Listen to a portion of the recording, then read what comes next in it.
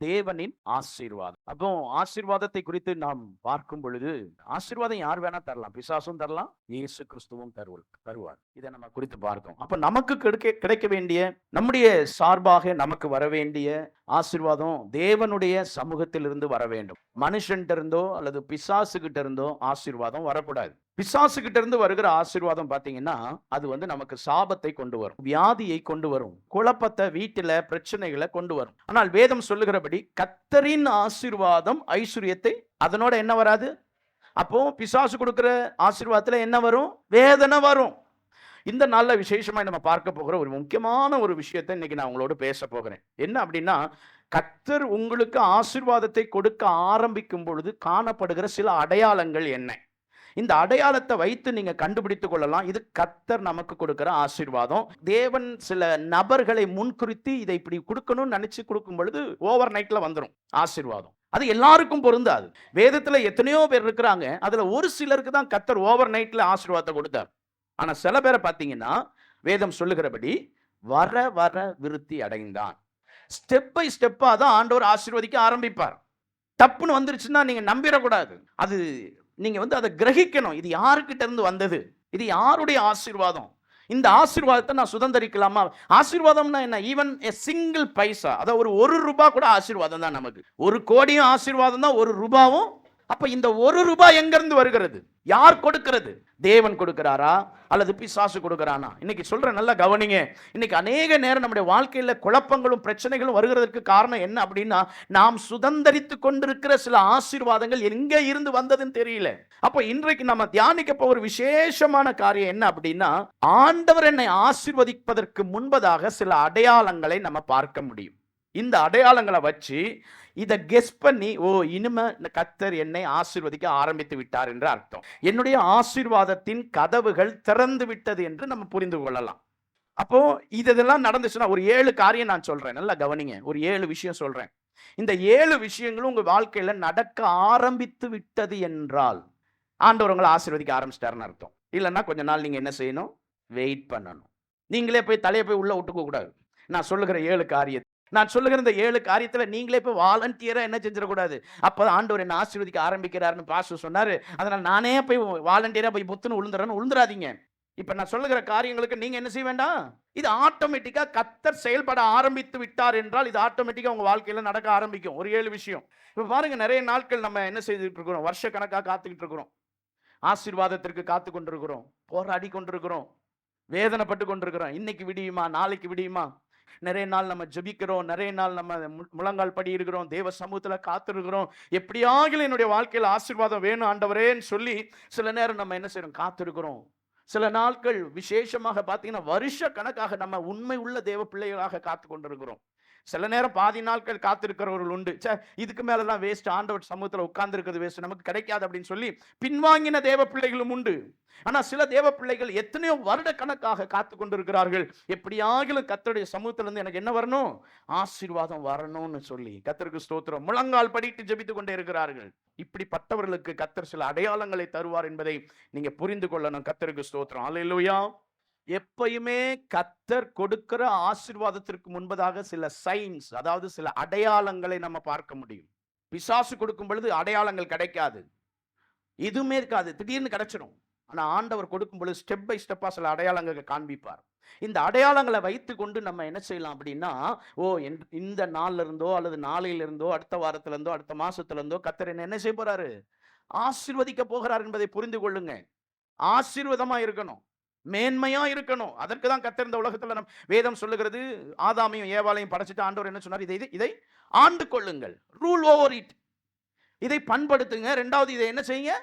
ஆண்டு கொள்ளுங்க. ஆண்டு கொள்ளுங்கள் அப்படின்னாலே ஒரு ஹையர் அத்தாரிட்டி, ஒரு ஹையர் ரேஞ்சில் கர்த்தர் நம்மளை வைத்திருக்கிறார். நம்ம இந்த உலகத்தில் இருக்கும் பொழுது உயர்ந்த ஸ்தானத்தில் கர்த்தர் இருக்க வேண்டும் என்று விரும்புகிறார். நம்ம கீழே இருக்கணுங்கிறது தேவ திட்டம் அல்ல. நம்ம வேதம் சொல்லுகிறது அதாவது இஸ்ரவேலை ஆசீர்வதிப்பதே கர்த்தருக்கு பிரியம். அதுதான் அவருடைய டிசையர், அதுதான் அவருடைய ஆசை. எனவே தேவ பிள்ளைகளாகிய நாம் ஆசீர்வாதமாய் இருக்க வேண்டும் என்பது தேவனுடைய சித்தம். வேதம் சொல்லுகிறபடி நீங்கள் வேண்டிக் கொள்வதற்கும் நினைத்து பார்ப்பதற்கும் மேலாக செய்கிற தேவன். Beyond your expectation, beyond your imagination. அப்ப இதற்கு மேலாக தான் கர்த்தர் நம்மை ஆசீர்வதிப்பார். அப்போ இந்த 7 நான் இன்னைக்கு சொல்ல போகிற இந்த 7 அடையாளங்களை வைத்து நம்ம கண்டுபிடித்துக் கொள்ளலாம் கர்த்தர் என்னை ஆசீர்வதிக்க ஆரம்பித்து விட்டார் என்று. முதல் அடையாளம் என்னன்னா, முதலாவது நம்மை சில ஜனங்களை விட்டு பிரித்து எடுப்பார். இதுதான் முதல் அடையாளம். ஒரு கூட்டா ஒருத்தவங்க வாழ்றாங்க அப்படின்னு வச்சுங்க, கூட்டு குடும்பமா இருக்கிறாங்கன்னா பிரியுறது அவங்களுக்கு ரொம்ப கஷ்டம். பிரிவு என்பது எல்லாருக்குமே கஷ்டம். ஆனா ஒரு பிரிவு அப்படிங்கிற இந்த சூழ்நிலை நமக்கு வருதுன்னா கண்டுபிடிச்சுக்கணும், கர்த்தர் நம்மை ஆசீர்வதிக்க போகிறார் என்ற அர்த்தம். நீங்க யாரை அதிகமாய் நேசிக்கிறீங்களோ, அல்லது யாருக்கிட்ட அதிகமாய் டச் வச்சிருக்கிறீங்களோ, யாருக்கு உங்களுக்கும் தொடர்பு அதிகமாக இருக்கிறதோ, அவரிடத்திலிருந்து கர்த்தர் உங்களை பிரிக்கும் பொழுது நீங்க வேதனைப்படக்கூடாது. நான் மறுபடியும் ஏற்கனவே நான் சொல்லியிருக்கிறேன், voluntary we should not do anything. இந்த அடையாளம் எனக்கு வேணும்ட்டு நீங்களே பிரிஞ்சு வந்துடக்கூடாது, அது வேற. நான் இப்போ அதுதான் நான் ஆரம்பத்திலேயே சொன்னேன். நல்லா புரிஞ்சுக்கணும், நல்லா புரிந்து கொள்ளணும். சத்தியத்தை அறிவீர்கள், சத்தியம் உங்களை விடுதலையாக்கும். அப்போ ஒரு குறிப்பிட்ட சூழ்நிலை வருது, ஏதோ ஒரு பிரச்சனை வருது, ஏதோ ஒரு கசப்புகள் வருது, ஏதோ காரணம் இல்லாமல், காரணத்தோட நான் சொல்லல, காரணம் இல்லாமல் ஏதாவது ஒரு காரியம் வருதுன்னா you must understand first that you God is separating you from the people. Amen சொல்லுங்களேன். கர்த்தர் உங்களை அந்த ஜனத்திலிருந்து உங்களை என்ன செய்யறாரு? பிரிக்கிறார். பிரிக்கிறதற்கு காரணம் என்ன? உங்களை ஆசீர்வதிக்க வேண்டும் என்று சொல்லி. இந்த பிரிவு என்பது நம்முடைய அழிவுக்கு அல்ல, நம்மை உருவாக்கும்படியாக. சில நேரம் பிரியும் பொழுது நிறைய வேதனை வரும், கஷ்டம் வரும். நம்ம ஆண்டவரை சில நேரம் சபிக்கிறேன், ஏன் ஆண்டவரை என்னை பிரிச்சுட்டீங்க இந்த நபர்ல இருந்து, ஏன் இந்த சூழ்நிலையில இருந்து, இந்த குடும்பத்துல இருந்து, இந்த ஆபீஸ்ல இருந்து, இந்த இந்த இந்த காரியத்திலிருந்து ஏன் என்ன பிரிச்சிங்க வெளியே. சில நேரம் நமக்கு அது கசப்பா இருக்கும், வேதனையா இருக்கும். ஆனா அது சகலமும் நன்மைக்கே. பிரிவு என்பது சில நேரம், எல்லா நேரமும் கிடையாது. கர்த்தர் கொடுக்கிற பிரிவு உங்களுடைய ஆசீர்வாதத்திற்காக. ரொம்ப ஐக்கியமா இருந்த சொந்த பந்தங்கள் உங்களை விட்டு பிரியலாம், ரொம்ப ஐக்கியமா இருந்த விசுவாசிகள் உங்களை விட்டு பிரியலாம், ரொம்ப ஐக்கியமா இருந்த குழுக்கள் உங்களை விட்டு பிரியலாம், ரொம்ப ஐக்கியமா இருந்த தேவ பிள்ளைகள் உங்களை விட்டு பிரியலாம். நான் சொல்லுகிறேன், அது உங்களுடைய ஆசீர்வாதத்திற்காக. இன்னைக்கு சொல்றேன், நல்லா கவனிங்க. சில நேரம் ஜனங்களை உங்களை விட்டு பிரிக்கும் பொழுது, ஜனங்கள் உங்களுக்கு விரோதமாய் செயல்படும் பொழுது, எழும்பி நிற்கும் பொழுது கவலைப்படாதீங்க. ஏன் எனக்கு நான் இவ்வளோ நான் அவங்களை நேசிச்சேனே, இவ்வளோ நான் அவங்களை நம்பினேனே, இவ்வளோ நான் அவங்களுக்கு உதவி செய்திருக்கிறேனே, இவங்க ஏன் என்னை விட்டு இப்போ பிரிஞ்சு போறாங்க, ஏன் திட்டுறாங்க, ஏன் எனக்கு விரோதமாக எழும்புகிறார் என்று கவலையே படாதீங்க.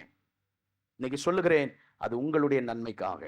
நீங்க ரொம்ப நேசிக்கிறவங்க, ரொம்ப புரிந்து வைத்திருந்தவங்க, ரொம்ப நம்பினவங்க, உங்களுக்கு அவங்க இறுதி வரைக்கும் உங்களுக்காக நிற்பார்கள் என்று சொன்னது ஜனங்கள் எல்லாம் உங்களுக்கு விரோதமாய் செயல்பட ஆரம்பிக்கிறார்கள் என்றால் நீங்கள் புரிந்து கொள்ளுங்க, it's a starting time for blessings. ஆரம்பிச்சிருச்சுன்னு அர்த்தங்க. ஆமென் சொல்லுங்களேன். பாருங்க, ஆதியாகமத்தின் புஸ்தகத்துல 13வது அதிகாரத்துல ஒரு அழகான சம்பவம் இருக்கிறது. ஆண்டவர் 12வது அதிகாரத்துல ஆண்டவர் ஆபிரகாமை என்ன செய்யறாரு? அழைக்கிறார். 13வது அதிகாரம் 1வது வசனத்தை வாசிங்க. ஆபிராமும் அவன் மனைவியும் அவனுக்கு உண்டான யாவும் அவனுடனே லோத்தும் எகிப்தை விட்டு தென் திசையில் வந்தார்கள். எங்க போனாங்க? தென் திசைக்கு போனாங்க. எங்க இருந்து வந்தாங்க? எகிப்து தேசத்துல இருந்து. எகிப்து, நல்லா கவனிங்க, எகிப்து என்பது உலகம் நமக்கு தருகிற ஆசீர்வாதம். அங்க ஆபிரகாம் வந்து பிச்சைக்காரனா இல்ல, அங்கேயும் ஆசீர்வாதம் இருந்தது. இது தேவன் தந்த ஆசீர்வாதம் அல்ல, தேவன் கொடுக்கிற ஆசீர்வாதம் என்று ஒன்று இருக்கிறது. மனிதர்களோ பிசாசோ உலகமோ கொடுக்கிற ஆசீர்வாதம் என்று ஒன்று இருக்கிறது. இங்க 12வது அதிகாரத்துல தேவன் அழைக்கும் பொழுது அவன் சீமானாதான் இருந்தான். ஆபிரகாமுக்கு தேசத்துல எல்லாம் இருந்தது, எல்லா ஆசீர்வாதமும், உலகம் தரக்கூடிய எல்லா ஆசீர்வாதமும் ஆபிரகாமுக்கு இருந்தது. ஆனா 13வது அதிகாரத்துல முதல் வசனத்துல வரும் பொழுது இப்படி போடப்பட்டிருக்கிறது என்னன்னா, எகிப்தை விட்டு வெளியே வரும் பொழுது அவங்களுக்கு சகலவிதமான ஆசீர்வாதங்களும் இருந்தது. என்னைக்கு 12வது அதிகாரத்தில் ஆபிரகாமை தேவன் அழைக்கிறாரோ அப்பவே ஆபிரகாம் தன்னுடைய அண்ணன் பிள்ளையாகிய லோத்தையும் கூட்டிட்டு வந்துட்டார். ஏன்னா ஆபிரகாம் தான் லோத்துக்கு அப்பா மாதிரி. ஏன்னா அவருக்கு அப்பா கிடையாது, அதனால எல்லாமே வளர்த்தது, தேவைகளை சந்தித்தது எல்லாமே யாரு? ஆமா.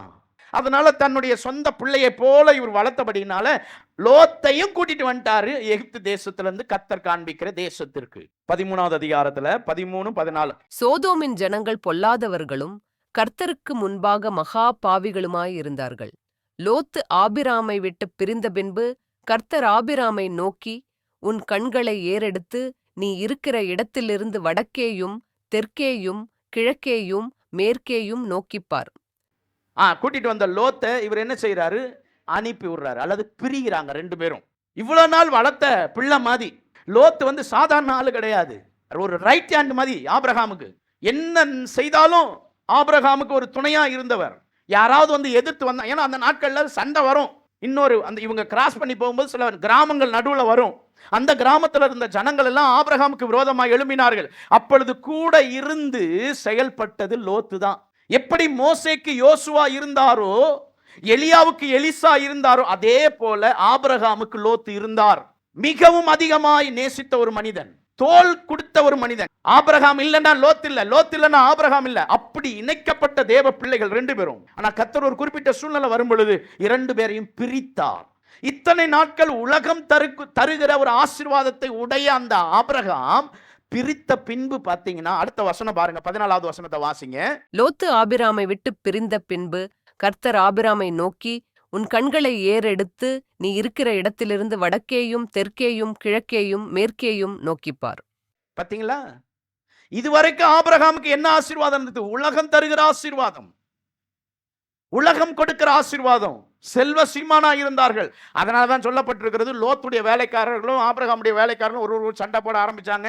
அவங்க ரெண்டு பேருடைய ஆசீர்வாதமே இந்த பூமி தாங்க முடியாத ஆசீர்வாதமா இருந்தது. ஒண்ணுக்குள்ள ஒன்னா இருந்தவங்க. There will be a time. The time is going to come. சில நேரம் வரப்போகிறது. நீங்கள் அதிகமாய் நேசித்த, அதிகமாய் யோசித்த, உங்களை பிரிக்க வேண்டிய சூழ்நிலைகள் வரப்போகிறது. வந்தால் தெரிந்து கொள்ளுங்க, கர்த்தர் உங்களை ஆசீர்வதிக்க ஆரம்பித்து விட்டார். பாருங்க, ஆண்டவர் சொல்றாரு பாருங்க, அவன் அந்த லோத்து பிரிந்ததற்கு, என் பிள்ளைங்க, சொந்த பிள்ளை, சொந்த ரைட் ஹேண்ட்.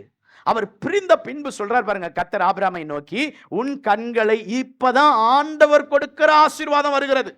இதுவரைக்கும் அவர்கள் சம்பாதித்தது, இதுவரைக்கும் அவர்கள் கஷ்டப்பட்டு சம்பாதித்த சில விஷயங்கள், இன்னைக்கு உங்க கையில நீங்க சம்பாதித்து, நீங்க கஷ்டப்பட்டு வேர்வை சிந்தி சம்பாதித்த ஆசீர்வாதங்கள் இருக்கிறது.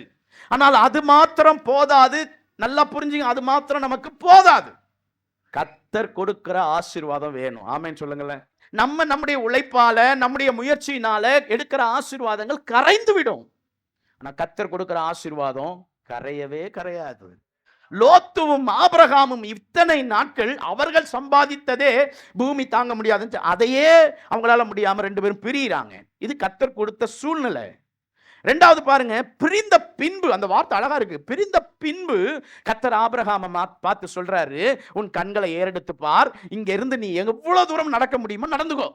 வடக்கேயும் நட, தெற்கேயும் நட, மேற்கேயும் நட, கிழக்கேயும் நட, நீ நடக்கிற எல்லா இடத்தையும் உனக்கு தருவேன். உலகம் தருகிற ஆசீர்வாதம் கிடைச்சிக்கிட்டு தான் இருக்கும். ஆனா நீங்க எதை எதிர்பார்க்கிறீர்களோ அதிகமாக அது கிடைக்காது. நீங்க நினைச்சது, எனக்கு இது வேணும் வேணும்னு நினைப்பீங்க பாருங்க, அது கிடைக்காது. அதை சார்ந்த எல்லாமே கிடைக்கும் உங்களுக்கு. அதை சார்ந்த எல்லாம் நமக்கு கிடைக்கும். ஆபிரகாமுடைய இருதயத்துல ஒன்னே ஒண்ணு விசேஷமா இருந்துச்சு, எனக்கு பிள்ளை வேணும், பிள்ளை வேணும், பிள்ளை வேணும். எவ்வளவு சீமனா இருந்தாலும், எவ்வளவு ஆசீர்வாதத்தை வைத்திருந்தாலும், எகிப்து தேசமே அவர்களுக்கு சொந்தமா இருந்தாலும், அவருக்கு முக்கியமான ஒரு ஆசீர்வாதம் இல்லாம போச்சு. லோத்து இருக்கிற வரைக்கும் அந்த ஆசீர்வாதம் கிடைக்கவே இல்லைங்க. முக்கியமான ஆசீர்வாதம் இல்லை. என்ன? குழந்தை இல்ல. என்ன ஆசீர்வாதம் இல்ல? இதுதானங்க முக்கியம். இருக்கிற எல்லாவற்றையும் கூட கொடுக்கிறது பெரிய விஷயம் கிடையாது. தேவையானது ஒன்றே, தேவையானது நமக்கு கிடைக்கணுங்க. இன்னைக்கு மீதி எல்லாம் நம்மை சுற்றி இருக்கிற ஆசீர்வாதங்கள் இருக்கிறது. ஆனால் நம்ம என்ன எதிர்பார்க்கிறோமோ, நாம் என்ன எதிர்பார்க்கிறோம் அது இன்னும் கிடைக்கலையே. காரணம் என்ன? பிரிய வேண்டிய சில நபர்கள் நம்மை விட்டு இன்னும் பிரியல. பிரிகிறார்கள் என்றால் நீங்க தெரிந்து கொள்ளணும், கர்த்தர் உங்களை ஆசீர்வதிக்க ஆரம்பித்து விட்டார். பிரிஞ்சாதான் ஆசீர்வாதம். அது நீங்களா பிரியாதீங்க. மறுபடியும் சொல்றேன், நீங்களா பிரியாதீங்க. there will be a time. ஒரு நேரம் வரும், கர்த்தர் பிரிக்கிற ஒரு நேரம் வரும். சில நபர்களை உங்களை விட்டு பிரிப்பார். அந்த நேரத்துல கஷ்டப்படாதீங்க, அந்த நேரத்துல வேதனைப்படாதீங்க, அந்த நேரத்துல ஏன் ஆண்டவரே என்னை விட்டு போயிட்டாங்கன்னு யோசிக்காதீங்க. நன்மை. விசுவாசிக்கிறீங்களா இல்லையா? வேதம் சொல்லுகிறது பாருங்க, 15வது வசனத்தை வாசிச்சு பாருங்க. நீ பார்க்கிற இந்த பூமி, இதுக்கு மேல என்னங்க இருக்கு வேணும்? ஆசீர்வாதம் முழுவதையும், இந்த பூமி முழுவதையும் நான் உனக்கும் உன் சந்ததிக்கும் இருக்கும்படி நான் கொடுப்பேன். எப்ப நடக்கும்? லோத்து பிரிஞ்சாதான் நடக்கும். சில நபர்கள் உங்களை விட்டு பிரிகிறார்கள் என்றால் கர்த்தர் உங்களை ஆசீர்வதிக்க ஆரம்பித்து விட்டார் என்று அர்த்தம். ஏதோ ஒரு வேலை உங்களை விட்டு போயிருச்சுன்னு வச்சீங்களேன், மறுபடியும் போய் தொங்காதீங்க அந்த வேலைக்காக. இதை விட மேன்மையா கர்த்தர் உங்களை வைக்க போகிறார் என்று அர்த்தம். சில நேரம் நபர்களோ, வேலையோ, நீங்க இருக்கிற இடமோ, உங்க கம்ஃபர்ட் ஜோனோ உங்களை விட்டு பிரிகிறது என்றால் சந்தோஷமா ஏற்றுக்கொள்ளுங்கள். காரணம், கர்த்தர் உங்களை ஆசீர்வதிக்க ஆரம்பித்தார் என்பதற்கான அடையாளம். அல்லேலூயா. இரண்டாவது காரியம் என்ன அப்படின்னா, சில நேரம் நமக்கு முன்பாக கதவுகள் அடைக்கப்படும். கர்த்தர் உங்களை ஆசீர்வதிக்க ஆரம்பித்து விட்டார் என்பதற்கான அடையாளம் என்னன்னா, சில கதவுகள் உங்களுக்கு விரோதமாய் அடைக்கப்படும். இன்னும் சொல்ல போனோம்னா, நல்லா இருந்த நீங்க பிரச்சனைக்குள்ளாக வந்து விடுவீங்க. ஸ்மூத்தா போன உங்க லைஃப் டெரிபிளா போக ஆரம்பிக்கும். பயங்கர வேதனை, பயங்கர என்னடா நல்லா தானடா இருந்துச்சு வாழ்க்கை, ஏன் இந்த காரணமே இல்லாம பிரச்சனை வரும், காரணமே இல்லாம வியாதி வரும், காரணமே இல்லாம குழப்ப சண்டை வரும் வீட்டுல. இதெல்லாம் புரிஞ்சுக்கணும். இது தேவன் உங்களுக்கு, இதெல்லாம் உங்களுக்கு கேட்கறதுக்கு வித்தியாசமா இருக்குல்ல. எப்படிங்க கதவை அடைச்சா ஆசீர்வாதத்தை தருவாரு ஆண்டவர்? அதுதான் அடையாளங்க, அதுதான் அடையாளம். உங்களுக்கு விரோதமாய் சில கதவுகள் அடைக்க, நீங்க போறீங்க, பட்டக்குன்னு மூடுறாங்க கதவை. இந்த பக்கம் போய் ஒரு கதவை திறக்கிறீங்க, டபக்குன்னு ஆட்டோமேட்டிக்கா அந்த கதவே என்ன செய்யுது? சில மால்க்கெல்லாம் போனீங்கன்னா, சில கடைகளுக்கெல்லாம் போனீங்கன்னா ஆட்டோமேட்டிக்கா திறக்கும் பார்த்தீங்களா? இப்படி திறந்திருந்தது நீங்க போகும்போது டபக்குன்னு மூடிச்சுன்னா எப்படி இருக்கும் உங்களுக்கு?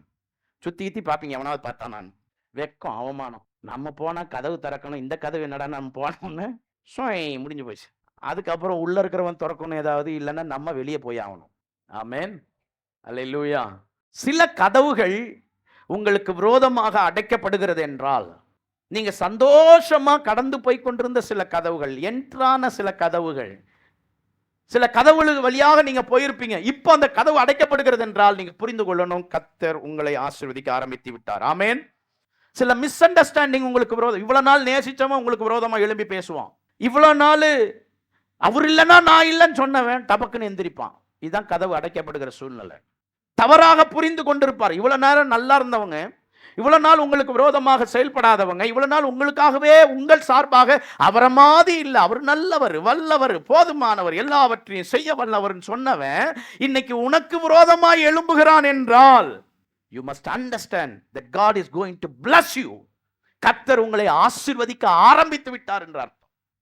நீங்கள் நம்பின சில, நீங்க நல்லதான் செஞ்சிருப்பீங்க, ஆனா உங்களை தப்பா புரிஞ்சு மிஸ் அண்டர்ஸ்டாண்டிங் பண்ணி உங்களை அவமானப்படுத்திருப்பாங்க. சந்தோஷமா ஏற்றுக்கொள்ளுங்க. காரணம் என்னன்னா, கர்த்தர் உங்களை ஆசீர்வதிக்க ஆரம்பித்து. இது இரண்டாவது அடையாளம். உதாரணத்துக்கு சொல்றேன், யோபுடைய வாழ்க்கையில பாருங்க, ஒய்ஃப், உண்மையாவே சொல்றேன், அவங்கள மாதிரி அழகுள்ளவங்க வேற யாருமே கிடையாது. வேதம் என்ன சொல்லுது? சௌந்தரியவதிகள். இவ்வளவு அழகா இருந்த அந்த யோபுவின் மனைவி கடைசியா சொல்லிடுச்சு, தேவனை தூஷிச்சு செத்து போயிடு. ஏதாவது யோபுவின் மனைவியை இவர் ஏதாவது டார்ச்சர் பண்ணாரா? சொரிஞ்சு விடுன்னு சொன்னாரா? எனக்கு புண்ணுல இருந்து ரத்த சீல் வடியுது தொடச்சு விடுன்னு சொன்னாரா? தனி மனிதனா இருந்தாரு. நான் விளையாட்டுக்கு சொல்லல, காரணம் இல்லாம. ஏன்னா வெளியிருக்கிறவனா யோபு தப்பா பேச ஆரம்பிச்சிட்டான், வந்த நபர்களும் வந்த நண்பர்களும் தப்பா பேச ஆரம்பிச்சிட்டானுங்க. இதுக்கு மேல இவர் கூட இருந்தா நமக்கு என்ன பிரச்சனை? நமக்கு அவமானம். அதனால நீயும் வேணாம், உன் சவகாசமும் வேணாம், பேசாம செத்து போயிடும். காரணம் இல்லாமல் சில நபர்கள் நமக்கு விரோதமாய் எழும்புவார்கள். பைக்கில் நம்ம ஓரத்தில் தான் போயிட்டு இருப்பான், நிறுத்தி நம்மகிட்ட சண்டை போட, ஓரத்தில் போக தெரியாதாமா. ஆனா அந்த நேரத்துலலாம் புரிஞ்சுக்கணும், டேய் ரொம்ப சத்தம் போட்டுறாத, உன்னை நான் ஆசீர்வதிக்கிறது தான். நிறைய பேர் வந்து உன்னை என்ன செஞ்சுட்டு இருக்கான்? திட்டிக்கிட்டு இருக்கிறான். வேதாகமத்தில் வாசிக்கும் போது ஒருத்தன் தூஷிக்கிறான் தேவ மனுஷனை. அப்ப அவர் சொல்றாரு, எப்ப விட்டுரு, அவன் தூஷிச்சு போட்டு. சீமே தாவீது, ஒருத்தன் கெட்ட வார்த்தையில திட்டுறான், தாவீத அவமானப்படுத்துறான், கூட இருந்தவன் அவன்லாம். ஆனா இப்ப சைலண்ட். இவர் யாரு? பெரிய போர் வீரர். தாவீது யாரு? ஆமா, 39 போரை ஜெயிச்சவர், ஸ்ட்ராங் மனுஷன். அவன் சின்ன பையன்டா, விட்டுற பேச. அது கர்த்தரே அனுமதிச்சிருக்கிறாரா? அவன் பேசுறதுக்கு, என்ன திட்டுறதுக்கு, என்ன அவமானப்படுத்துறதுக்கு, என்ன தவறா புரிஞ்சுட்டு 4 பேர்ட்ட என்ன போய் தப்பா பேசுறதுக்கு கர்த்தரே அனுமதிக்கிறார். நீ ஏன் கவலைப்படுற? விட்டுரு. இது என்னுடைய ஆசீர்வாதத்தின் ஆரம்பம். விசுவாசிக்கிறவங்க ஆமேன்னு சொல்லுங்களேன். உங்களை பத்தி தவறா பேசுறாங்க, இவ்வளவு நாள் நல்லவன் நல்லவன் நல்லவன் நல்லவன் சொன்னவன் இன்னைக்கு உங்களை தவறா பேசுறான்னா புரிஞ்சுங்க, கர்த்தர் அனுமதித்திருக்கிறார். காரணம் என்னன்னா, நீங்க ஆசீர்வதிக்கப்பட போகிறீங்க. கர்த்தர் சில நேரம் நோன்னு சொன்னா அதை சந்தோஷமா ஏற்றுக்கொள்ளுங்க. இவ்வளவு நாள் எஸ் எஸ்ன்னு சொல்லி நிறைய பேர் உங்க கூட இருந்திருப்பாங்க, நிறைய காரியங்கள் நடந்திருக்கும், நீங்க கையிட்டு செய்த எல்லா காரியங்களும் ஆசீர்வதிக்கப்பட்டிருக்கும். ஆனா இப்ப எல்லாமே உங்களுக்கு விரோதமாய் செயல்படுகிறது, உங்க சூழ்நிலை செயல்படுது, உங்க குடும்ப சூழ்நிலை, உங்களுடைய வேலை ஸ்தலம் எல்லாம் செயல்படுகிறதுனா நீங்க தப்பு பண்ணலங்கிறத புரிஞ்சுக்கிங்க. கர்த்தர் உன்னை ஆசீர்வதிக்க ஆரம்பித்து விட்டார் என்ற அர்த்தம். காரணம் இல்லாம உனக்கு விரோதமா பேசுறாங்களா? காரணம் இல்லாம உங்களுக்கு விரோதமா எழும்பி நிற்கிறாங்களா? காரணம் இல்லாம உங்களை தவறா பேசிட்டு 4 பேருக்கு முன்னாடி தூஷிக்கிறாங்களா? கவலையப்படாதீங்க, பேசுறதுக்கு விட்டுருங்க. யோபு சொல்றாரு, நன்மை அனுபவித்த நான் தீமை அனுமதிக்க கூடாதா? அனுபவிக்க வேண்டாமா? கர்த்தரிடத்திலிருந்து பெற்றுக்கொண்டேன், கர்த்தர் கொடுத்தார், கர்த்தர் எடுத்தார், எல்லாம் கர்த்தர். நீ போப்பா, நீ என்ன வேணா பேசிக்கோ, எனக்கு பிரச்சனை இல்லை. கர்த்தர் இதை அனுமதிச்சிருக்கிறாரு என் லைஃப்ல, நான் சந்தோஷமா ஏற்றுக்கொள்ளுகிறேன். இப்படி எவன் ஒருவன் இருக்கிறானோ அவனுக்கு இரட்டத்தனையான ஆசீர்வாதம். முன்பு இருக்கிறதை பார்க்கிலும் வேதம் சொல்லுகிறது, யோபின் முன்னிலைமையை பார்க்கிலும் பின்னிலைமைய இரட்டத்தனையாக. 1000 மாடு செத்துச்சுன்னா 2000 மாடு. அல்லேலூயா. புரியுதா நான் சொல்றது? சில நேரம் காரணம் இல்லாம திட்டுவாங்க உங்களை, கவலைப்படாதீங்க. நல்லது செஞ்சிருப்பீங்க, ஆனா உங்களை தப்பா பேசியிருப்பாங்க, கவலைப்படாதீங்க. ஒரு வசனத்தை வாசிச்சு பாருங்க. மத்தேயு எழுதின சுவிசேஷத்துல 2வது அதிகாரத்துக்கு வாங்க. 9வது வசனத்துல இருந்து வாசிங்க யாராவது. ராஜா சொன்னதை அவர்கள் கேட்டுப் போகையில், இதோ அவர்கள் கிழக்கிலே கண்ட நட்சத்திரம் பிள்ளை இருந்த ஸ்தலத்திற்கு மேல் வந்து நிற்கும் வரைக்கும் அவர்களுக்கு முன் சென்றது. போகும்போது கரெக்டா அந்த நட்சத்திரம் என்ன செஞ்சுச்சு? வழி காட்டுச்சு. கரெக்டா கொண்டு போய் ரீச் பண்ணிருச்சு ஏசப்பா கிட்ட இந்த நட்சத்திரம் 3 சாஸ்திரிகளை. அதுக்கப்புறம் தொடர்ந்து வாசிங்க. அவர்கள் அந்த நட்சத்திரத்தைக் கண்டபோது மிகுந்த ஆனந்த சந்தோஷமடைந்தார்கள். அவர்கள் அந்த வீட்டுக்குள் பிரவேசித்து பிள்ளையையும் அதன் தாயாகிய மரியாளையும் கண்டு சாஷ்டாங்கமாய் விழுந்து அதை பணிந்து கொண்டு தங்கள் பொக்கிஷங்களைத் திறந்து பொன்னையும் தூபவர்க்கத்தையும் வெள்ளைப்போளத்தையும் அதற்கு காணிக்கையாக வைத்தார்கள். பின்பு அவர்கள் ஏரோதினிடத்திற்கு திரும்பிப் போக வேண்டாம் என்று சொப்பனத்தில் தேவனால் எச்சரிக்கப்பட்டு வேறு வழியாய் தங்கள் தேசத்திற்கு திரும்பிப் போனார்கள். பாருங்க, 2வது என்ன செஞ்சிருக்கணும் ஆக்சுவலி ஏரோது. ஏன்னா ஏரோது ஏற்கனவே சொன்னார், எப்பா நீங்க போய் அவன் அந்த குழந்தைய கும்பிட்டுட்டு கொடுக்க வேண்டிய பிரைஸ் எல்லாம் கொடுத்துட்டு கிஃப்ட் எல்லாம் கொடுத்துட்டு ரிட்டர்ன் என்ன செய்யுங்க என்கிட்ட. ஏன்னா அவன் பிளான் வந்து குழந்தைய என்ன செய்யணும்? சாகடிக்கணும். இடம் தெரியல அவனுக்கு, எந்த இடத்துல பிறந்திருக்கிறாருங்கிறது தெரியல. அதனால நீங்க என்ன செய்யுங்க, நீங்க போய் ஆராதிச்சுட்டு நீங்க போய் கிஃப்ட் கொடுத்து 2வது ரிட்டர்ன் அப்படியே வாங்க வந்து எனக்கும் சொல்ல.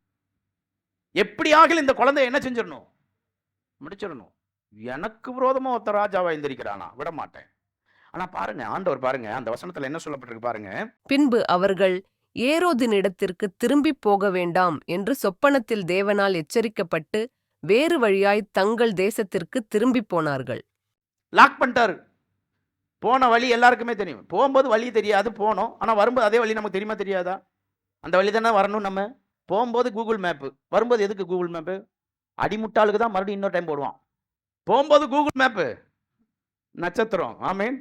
எதுக்கு அப்புறம் 2வது ஆண்டவர் சொல்லிட்டாரு, இனிமே நீ கூகுள் மேப்பே என்ன செய்யக்கூடாது, லாக் பண்ணிடுவாரு. ஆண்டவர் ஒரு டைம் நோன்னு சொல்லிட்டாருன்னா அது வந்து உங்களுடைய பனிஷ்மெண்ட்டுக்காக கிடையாது, மறந்துடாதீங்க. உங்கள்கிட்ட நோன் சொல்றாருன்னு வச்சுங்களேன், இது செய்யாதங்கிறது வந்து உங்களுடைய தண்டனைக்காக அல்ல. மறுபடியும் சொல்லுகிறேன், அது தண்டனைக்காக அல்ல, இன்னொரு வழிக்காக. To redirect you. நல்லா கவனிக்கணும். வேறு வழியை உங்களுக்கு காண்பிப்பதற்காக தான் ஆண்டவர் நீங்க போகிற வழியை நோ என்று சொல்லுகிறார். விசுவாசிக்கிறவங்க ஆமென் சொல்லுங்க. வேறு வழியை காண்பிக்கிறதுனால தான், காண்பிக்க வேண்டும் என்பதனால தான் இன்றைக்கு நீங்க போன வழியை கர்த்தர் அடைத்து விட்டார். நல்லா தானே இருந்துச்சு இந்த வழி, ஏன் நமக்கு இது லாக் ஆயிருச்சு? ஏன் நமக்கு இது கிடைக்கல? ஏன் இந்த வேலை நம்மளை விட்டு போயிருச்சு? ஏன் இதுல இருந்து நமக்கு ஆசீர்வாதம் வரல அப்படின்னு நினைக்கிறது வந்து ஏதோ நம்ம தப்பு பண்ணிட்டோம், ஆண்டவர் நம்மளை அடிச்சிட்டாரு, சாபத்துல கொண்டு வந்துட்டாருலாம் நினைக்காதீங்க. மறுபடியும் சொல்லுகிறேன், வேலை போனது வந்து நன்மைக்கு தான். ஒரு போராட்டம் வருது, நீங்க இருக்கிற இடத்துல இருந்து கர்த்தர் உங்களை அடைக்கிறார், உங்களுக்கு வாசல் அடைக்கப்படுகிறது என்றால் புரிந்து கொள்ளுங்க, it's not for your punishment. மறுபடியும் சொல்லி, இது உங்களுடைய தண்டனைக்காக கொடுக்கப்படுகிற காரியம் இல்லை. இன்னைக்கு கதவு அடைக்கப்படுகிறது என்றால் அது பனிஷ்மெண்ட்டுக்காக அல்ல, டு ரீடைரக்ட் யூ, இன்னொரு வழியில உங்களை கொண்டு போகும்படியாக. ஏசாயா 26:20 வாசிங்க பார்க்கலாம். என் ஜனமே, நீ போய் உன் அறைகளுக்குள்ளே பிரவேசித்து உன் கதவுகளை பூட்டிக்கொண்டு சினம் கடந்து போகும் மட்டும் கொஞ்ச நேரம் ஒளித்துக்கொள். சினம் கடந்து போகும் மட்டும் கொஞ்ச நேரம் ஒளிஞ்சுக்கோ. இவ்வளோ நாள் நல்லா அப்படி இப்படின்னு இருந்தா இன்னைக்கு என்ன ஆண்டவர் நம்மளை ஒண்ணுமே செய்ய விட மாட்டேங்கிறாரு, ஆசீர்வாதமே வர மாட்டேங்குது. எவனோ ஒருத்தன் டெலிஸ்கோப்ல உன்னை பார்த்துட்டு இருக்கான், அவன் கண்ணுல இருந்து ஒளியை வச்சு அவனை மறைக்கிறதுக்காக தான் கர்த்தர் உங்களை என்ன செய்யறாரு, பெட்ஷீட் போட்டு மூடிடுறாரு. உண்மை அதுதான். டாப்ல இருப்பாங்க எல்லாத்துலயும், திடீர்னு பார்த்தா சைலண்டா ஒண்ணுமே இருக்காது நியூஸ். என்னன்னா எவனோ ஒருத்தன் உன்னை பார்த்துக்கிட்டு இருக்கிறான், அவன் கண்களுக்கு உன்னை மறைக்க வேண்டும் என்று சொல்லிதான் பரிசுத்த ஆவியானவர் உங்களை முழுமையா என்ன செஞ்சிட்டாரு, கவர் பண்ணிட்டார். கொஞ்ச நேரம் ஒளிஞ்சிரு. கதவுகள் அடைக்கப்படுகிறது என்றால் கர்த்தர் உங்களை ஆசீர்வதிக்க ஆரம்பிக்கிறார் என்ற அர்த்தம். மறக்காதீங்க. மூன்றாவது காரியத்துக்கு நேராக வரலாம். மூன்றாவது காரியம் என்னன்னா, God will make you uncomfortable where you are. இதான் முக்கியமான விஷயம். நீங்க எங்க இருக்கிறீங்களோ அங்க நீங்க சமாதானமாக இருக்க முடியாது. உங்க வீட்டுல திடீர்னு ஒரு குழப்பம், திடீர்னு ஒரு பிரச்சனை. இவ்வளோ நாள் சமாதானமாய் போன வீடு, இவ்வளோ நாள் சந்தோஷமாய் போன வீடு, இன்றைக்கு பணமே இல்லை, காசே இல்லை, ட்ரை, எல்லாமே குழப்பம். ஒன்னாலதான் நடந்துச்சு, இவனு ஒன்னாலதான் ஒரே, அதாவது ஆளுக்கு ஆளு மாறி மாறி என்ன செஞ்சுக்கிறது, சண்டை போட்டுக்கிறது. கணவனுக்கும் மனைவிக்கும் இவ்வளவு நாள் நல்லா இருந்தவங்க ஏதோ ஒரு ஒரு அன்கம்ஃபர்டபுளா நீங்க ஃபீல் பண்ணுவீங்க. சௌகரியமாக இருக்கவே முடியாது உங்களால. அசௌகரியமாக இருப்பீர்கள். டிஸ்டர்பாகவே இருப்பீங்க. மைண்ட் ரொம்ப டிஸ்டர்பா இருக்கும். ஏன்டா இப்படி வாழுகிறோம்? நல்லா தானே இருந்தாங்க. தேவையில்லாம பேசுவாங்க, தேவையில்லாத காரியத்தை பழி சொல்லுவாங்க. இதெல்லாம் நடக்கிறது என்றால் புரிந்து கொள்ளுங்க, கர்த்தர் உங்களை ஆசீர்வதிக்க போகிறார், உங்களை உயர்த்த போகிறார். எல்லாருடைய கண்களுக்கு முன்பதாக கர்த்தர் உங்களை உயர்த்த போகிறார் என்று அர்த்தம். அந்த டைம்ல ஆண்டவர்கிட்ட கோச்சுக்காதீங்க. அந்த டைம்ல சபையை விட்டுறாதீங்க. அந்த எப்பவுமே பாருங்க, ஒரு அன்கம்ஃபர்டபுளா நம்ம ஃபீல் பண்றோம்னா முதல் டார்கெட் எதை வைப்போம்னா சபை தான். சர்ச்சுக்கு போக மாட்டேன். ஏன்? அதுக்கு நீ ஒரு உபவாசம் எடு. அது எடுக்க மாட்டேன். 3 வேளையும் நல்லா திங்குறது, ஆனா சர்ச்சுக்கு மட்டும் போக மாட்டேன். ஒரு குழப்பமான சூழ்நிலை வருது, வீட்டுல பெரிய பிரச்சனை அப்படின்னா, இன்னையில இருந்து நான் ஃபாஸ்டிங் தான் யாராவது முடிவெடுப்பீங்களா? எடுக்க மாட்டீங்க. சர்ச்சுக்கு போக மாட்டேன். காரணம் என்னன்னா, உங்களுடைய ஆசீர்வாதத்தை நீங்களே தடை செய்கிறீர்கள். ஆண்டவர் உங்களை ஆசீர்வதிக்க ஆரம்பிக்கும் பொழுது சில குழப்பங்கள் வரும்னு சொல்றேன். அந்த குழப்பமே சபைதான்ட்டு நீங்க சபையை மாறணும்னு நினைச்சீங்கன்னு வச்சுக்கீங்களேன், இது மாதிரி அடிமுட்டால் வேற எவனுமே இருக்க மாட்டான்.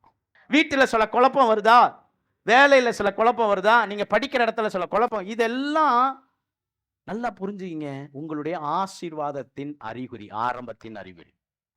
குழப்பம் வருங்க, வந்தாதான் நல்லதுங்க. சொல்லி முடிக்கிறேன். 2 தேவ பிள்ளைகள், விசேஷமா 3 பேர், பேதுரு, பவுல், சீலா. இந்த 2 பேருமே 3 பேருமே ஜெயிலுக்கு போன ஒரு தேவ பிள்ளைகள். உண்மையா இல்லையா? காலையில பயங்கரமா அற்புதம் நடக்குதுங்க, அதிசயம் நடக்குது. தொட்டா அப்படியே டம் டும் டும்னு உழுவுறான். ஆனா நைட்டு கொண்டு போய் சேர்த்துட்டானுங்க. எங்க? ஜெயில்ல. நீங்களா இருந்தா என்ன பண்ணிருப்பீங்க? ஆண்டவரே, ஒரு எஸ்ஸே எழுதிருப்பீங்க. ஆண்டவரே, இதை யூடியூப்ல போடுவீங்க. இப்ப அது இன்ஸ்டாகிராம்ல என்னமோ சொல்லுவாங்களே, என்ன போடுவாங்க, என்ன ஸ்டோரி. ஆண்டவரே, என்னை பார்த்தீர் அல்லவா, உமக்காக எவ்வளவு ஊழிய செய்தேன். காலையில தான் முடவனை எழுப்பினேன். காலையில தான் என்னால் அற்புதம், ஏன்னா கச்சிப்பினால அற்புதம் நடந்துச்சு. நான் ஜெபம் பண்ணதுனால அற்புதம். இன்னைக்கு என்ன இப்ப சாயங்காலம் எங்க கொண்டு வந்து விட்டுட்டீங்க? எப்ப இப்ப இருக்கிற மாதிரி ஜெயிலாம் கிடையாது, புழல் ஜெயில் கிடையாது. அது இங்க எல்லாமே கிடைக்கும். புழல் ஜெயில்ல அங்க அப்படி கிடையாது. ஒரு ஒரு ஒரு ஒரு ரெக்டாங்கிள் நீளமா ஒரு பலகை, இவ்வளவு அகலத்துல நல்லா நீளமா ஒரு பலகை, ஓட்டையா இருக்கும். இந்த பாதத்துல இருந்து இது வரைக்கும் உள்ள அனுப்பிடுவாங்க. அனுப்பி லாக் பண்ணிடுவாங்க. ஒரே இடத்துல காலை நீட்டிக்கிட்டு செவுத்துல உட்காந்துக்கிட்டே இருக்கணும். கை சங்கிலினால கட்டப்பட்டிருக்கும். இதுதான் அவங்களுடைய பனிஷ்மெண்ட். இப்ப இருக்கிறவன் அப்படி இல்லை. கால் மேல காலை போட்டு இப்படி போட்டு தூங்கிட்டு இருக்கிறான் ஜெயிலில். அவன் எப்படி வேணா சட்டை போட்டு தூங்கலாம், சட்டை போடாமையும் தூங்கலாம், செவுத்துல சாஞ்சி நிக்கலாம். என்ன? அங்க அப்படி கிடையாது. அங்க அப்படி கிடையாது. ஜெயிலு ஒரு நீல பலகை, நல்ல அகலமான, இவ்வளவு அகலமான பலகை, ஒரு சின்ன ஓட்டை, அந்த ஓட்டைக்குள்ள காலை விட்டுட்டு லாக் பண்ணிடுவாங்க. 2 பலகையா ஜாயின் பண்ணிடுவான், டைட் பண்ணிடுவான். அந்த காலை நவுத்தணும்னா கூட பலகை நவுத்துனாதான் முடியும். பவுலும் சீலாவும் நைட் என்ன செய்யறாங்களாம்? சந்தோஷமா பாடுறாங்கய்யா. காலையில இருந்து இவங்க மூலமா அற்புதம் நடந்தது. காலையில இருந்து இவர்கள் மூலமாக அதிசயம் நடந்தது. காலையில இருந்து ஜனங்கள் எல்லாம் இவங்களை ஓடி ஓடி வர்றாங்க, பின்னாடியே ஓடி வர்றாங்க. ஒரு ஹீரோ மாதிரி இருந்தவங்களை நைட்டு கொண்டு வந்து ஜெயில போட்டோம்னா நம்மளா இருந்தா என்ன பண்ணிருப்போம்? அவருக்கு கண்ணு இல்லை, காது இல்லை, மூக்கு இல்லை. அப்பவே அந்த பாஸ்கிட்ட சொன்ன வேண்டான்னு, ஊழியெல்லாம் வேணாம், நான் உண்டு, என் வேலை உண்டு. ஆனா இந்த மனுஷன் கூப்பிட்டு இப்ப பாரு, நான் லாக் ஆயிட்டேன் நான். ஆனா அந்த பவுலும் சீலாவும் பாருங்க, சந்தோஷமா பாடி துதிக்கிறாங்க. சூழ்நிலைய எதிர்த்து வருகிற சூழ்நிலையில அவங்கள பாசிட்டிவா எடுத்துக்கிறாங்க. பாருங்க, அந்த அந்த அந்த சிறைச்சாலையின் அனுபவத்திற்கு பிறகு பாத்தீங்கன்னா அவங்களுடைய ஊழியமே வேற லெவலுங்க. சில பிரச்சனைகள் உங்களுக்கு வருதுன்னா, டிஸ்கம்ஃபர்டபுளா நீங்க ஃபீல் பண்றீங்கன்னா, இல்ல அன்கம்ஃபர்டபுளா இருக்கிறீங்கன்னா, ஏதோ ஒன்று உங்கள வேதனைப்படுத்துது, அப்படி மனசுக்குள்ள இருந்து உங்கள காயப்படுத்துதுன்னா சந்தோஷப்படுங்க. காரணம் என்னன்னா, கர்த்தர் உங்களை இதை விட மேன்மையாக வைக்க போகிறார் என்று அர்த்தம். பேதுருவ பாருங்க, பயங்கரமான மனுஷன். முதல் பிஷப்பு, பாஸ்டர் உலகத்துக்கு. சர்ச்சுக்குன்னு பாஸ்டரா தேவனே அங்கீகரிக்கிறார். சாவியவே கொடுக்கிறாரு. ஆனா கொண்டு வந்து ஜெயில போட்டாங்க. சபையார் எல்லாரும் அவங்களுக்காக ஜெபம் பண்றாங்களாம்.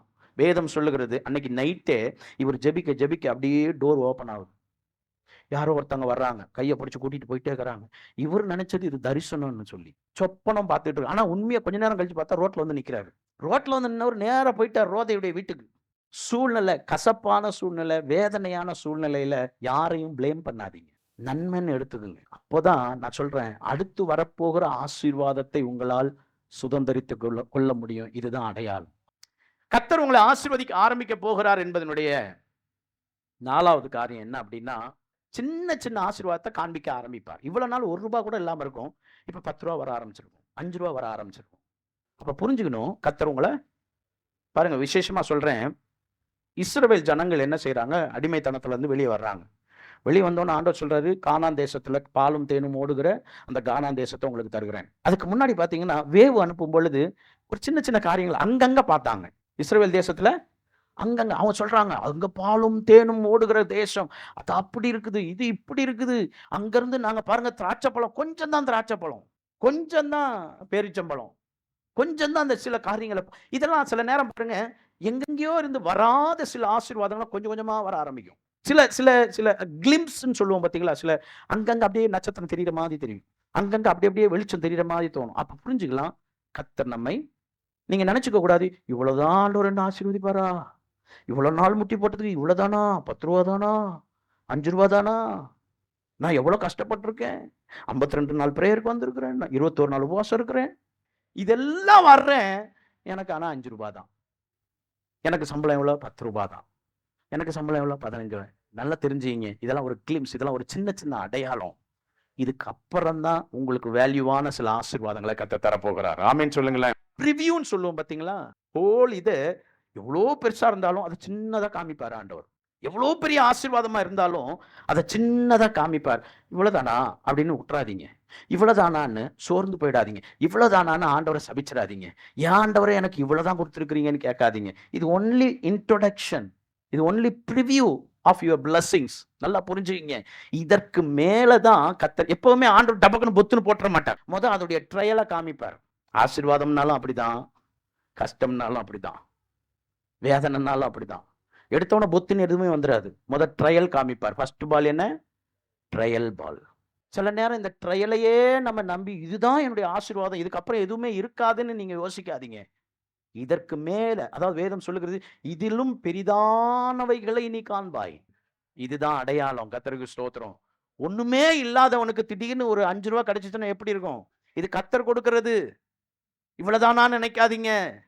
என்னடா இவ்வளவு நாள் கஷ்டப்பட்டு இவ்வளவுதான் வந்திருக்கான்னு யோசிக்காதீங்க. இது ஒரு ஆரம்பம்.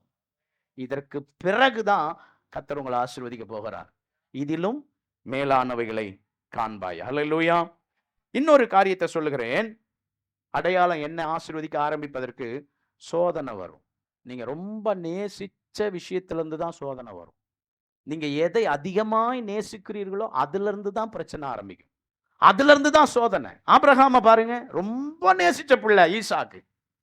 ஆண்டவர் அதுல தான் டார்கெட் வைப்பார். நீங்க எதை அதிகமாய் விரும்புகிறீர்களோ அதுல இருந்து தான் சோதனை ஆரம்பிக்கும். வேற எதையும் ஆண்டவர் டார்கெட் பண்ண மாட்டார். உன் ஏக புத்திரனும் உன் ஏக சுதனும் நீ அதிகமாய் நேசிக்கிற உன்னுடைய பிள்ளையாகி அந்த ஈசாக்கை எனக்காக நீ என்ன செய்ய. கடைசி அந்த டெஸ்ட்ல பாஸ் ஆன உடனே, அந்த விசுவாச டெஸ்ட்ல, ஃபெய்த் டெஸ்ட்ல ஆபிரகாம் பாஸ் ஆன உடனே சொல்றாரு, இப்பொழுது நான் அறிவேன். Now I came to understand that who you are. நீ யாருங்கிறது இப்ப நான் கண்டுபிடிச்சிட்டேன்ப்பா. இதுக்கு மேல எவன் என்ன சொன்னாலும் உன்னை பத்தி நான் கேட்க மாட்டேன். நான் ஆசீர்வாதத்தை கொடுத்துக்கிட்டே தான் இருப்பேன். இந்த டெஸ்ட்ல பாஸ் ஆகும் நானா. இதுதான் முக்கியம். சில நேரம் டெஸ்ட்னாலே நமக்கு பயமா இருக்குல்ல. எப்பவுமே தெரிஞ்சுங்க, டெஸ்ட்ல பாஸ் ஆனாதான் ஹையர் ஸ்டடீஸ், அடுத்த லெவலுக்கு நீங்க போக முடியும். டெஸ்டே வேண்டான்னு சொன்னீங்கன்னு வச்சுங்க, அதே கிளாஸ்ல தான் 72 வயசு ஆனாலும் 1வதுல தான் படிக்கணும். இன்னும் அப்படியே இருக்கிறதுக்கு காரணம் என்ன தெரியுமா? டெஸ்ட்னாலே பயப்படுறாங்க. எனக்கு சோதனை வேண்டாம், வேதனை வேண்டாம், எதுவுமே வேண்டாம். என்னை நீர் ஆசீர்வதித்தால் போதும் ஆண்டவரே. ஆசீர்வாதம் சோதனை இல்லாம வராது. ஒரு சோதனை உங்களுக்கு வந்திருக்கு அப்படின்னா தெரிஞ்சுங்க, இதுக்கு அடுத்து உங்களுக்கு என்ன வரப்போகிறது? ஆசீர்வாதம் வரப்போகுது. நீங்க எதை அதிகமாய் நேசிக்கிறீங்களோ அதுல பிரச்சனை வந்துருச்சுன்னு வச்சுக்கீங்களேன், கண்டுபிடிச்சிருங்க, இதுல நான் ஜெயிச்சிடணும், இதுக்கப்புறம் எனக்கு ஒரு ஆசீர்வாதம் இருக்கிறது. இன்னொரு காரியத்தை சொல்றேன் பாருங்க. சில நபருக்கு பாத்தீங்கன்னா உடனே ஆசீர்வாதம் காணப்படும். இன்னைக்கு குப்பையில இருப்பாங்க, நாளைக்கு காலைல பார்த்தா டாப்ல இருப்பாங்க. அதனால அதை பார்த்துட்டு இவன் வந்து எங்க பாசு சொன்னதுனால இது ஆண்டவருடைய ஆசீர்வாதம் இல்லை, இது பிசாசு கொடுத்துட்டான்னு சொல்லாதீங்க தயவு செய்து. நம்ம ஆட்கள்கிட்ட எதை பேசினாலும் ஜாக்கிரதையா பேச வேண்டியதா இருக்கு. உதாரணத்தை சொல்றேன் பாருங்க. தாவீது எல்லாருக்குமே தெரியும். முதல் நாள் எங்க இருக்கிறாரு? வனாந்தரத்துல இருக்கிறார். அங்கிருந்து தான் கூப்பிடுறாரு. அடுத்த நாளே பாத்தீங்கன்னா ராஜாவாக அபிஷேகம் பண்ணப்படுகிறார். எந்த ட்ரைனிங்க்கும் போகல, எந்த ஒரு கிளாஸ்லயும் போய் அட்டன் பண்ணல. ராஜாங்கிறது சும்மா கிடையாதுங்க. ஆடு மேய்ச்சிக்கிட்டு இருந்த சூழ்நிலையில இருந்து இப்ப அரசாட்சிக்கு வந்துட்டார். ஒரே ஆல் ஆஃப் எ சடன் ஒரே நாள்ல நடக்கும். ஆனா ஒண்ணு காத்திருக்கணும். காத்திருக்கிறவர்களுக்கு உடனே சில காரியங்கள் நடக்கும். நான் சொன்ன மாதிரி தாவீது பாருங்க, அவ்வளோ நாள் அந்த சின்ன கிட்டார், அந்த அந்த அந்த அந்த அந்த அது என்ன சொல்லுவோம், கிண்ணறம், அதை வச்சு பாட்டு பாடிக்கிட்டே இருப்பாரு. கர்த்தர் என் மேய்ப்பரா இருக்கிறார், நான் தாழ்ச்சியடையேன், அவர் என்னை புல்லுள்ள இடங்களில் மேய்த்து, இதெல்லாம் சொல்லி பாட்டு பாடி திடீர்னு ஒரு ஆள் அனுப்பி, எப்பா உங்களை யாரோ கூப்பிடுறாங்க வாங்க, உங்க வீட்டுல கூப்பிடுறாங்க அப்படின்ன உடனே எல்லாம் இங்க இருக்கிறவங்களாம் என்ன தெரியுமா சொல்லியிருப்பான்?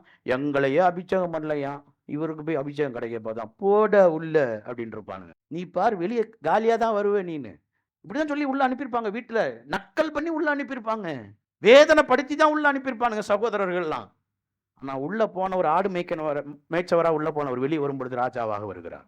ஒரே நாள் அற்புதம் நடக்குது. இதுக்கு காரணம் என்னன்னா காத்திருக்கிறார். He waits upon the Lord. அவர் தேவ சமூகத்துல தேவனுக்காக ஆண்டவரே எப்படியாகிலும் என்ன நீர் ஆசீர்வதிப்பீர் என்று சொல்லி காத்திருந்தார். யோசேப்பை பாருங்களேன். இதுல எனக்கு ரொம்ப விசேஷமான ஒரு விஷயம் என்னன்னா, கைதி அடுத்த நாள் பிரைம் மினிஸ்டர். இது நடக்குங்க. ஒரே ஒரு விஷயம், தேவ திட்டத்தின்படி காத்திருங்க.